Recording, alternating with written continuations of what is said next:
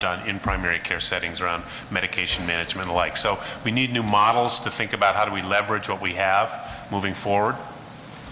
Thank you. Great. I'll just mention one other thing if I can about DSRIP, because if people, DSRIP is, we are perfectly set up with hospital medical home, because almost all the projects that were done in hospital medical home now link to DSRIP projects and allow you to leverage right into them. And it is the future, but it's going to be a huge challenge, and we've got to make sure that primary care is in the leadership roles. It goes back to stuff that Andrew talked about of the PPSs and how we can do that. It may be something to have some more discussion about, because otherwise, if they're driven by the hospital, not only they're not going to achieve the metrics, but they are going to really do disservice to primary care. Great. Thank you for your great question and great answers. Go ahead. So just to sort of continue the discussion, I'm Shishmita Bothi from Stony Brook University about community health workers, navigators, how do you integrate all of those folks. What we've been working on at Stony Brook, we've had a community health worker home visitation program called Keeping Families Healthy since July 2011, funded by New York State Department of Health originally through a HEAL 6 grant, where the community health workers function as a direct extension of the medical home, meaning that the clinician does the warm handoff, the referral to the program for any child who is considered to be at risk for any reason. Parents don't speak English, child has complex medical problems, whatever it is.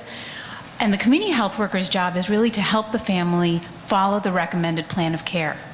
So they know what it is that the clinician wants the family to do. Because I think when you look at the cost curve, you have a whole bunch of folks who just need to get organized. They don't have a calendar. They don't keep the medical information organized in a proper way. They don't know how to call their doctor, how to express a concern, how to ask for a translator, those kinds of health literacy skills.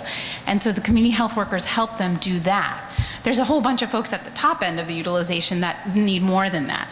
But the community health workers can go in, they make home visits, they work with the families, they give them these journals, these tools, and stick with them until we feel like the family's ready to fly solo. They can manage this stuff themselves.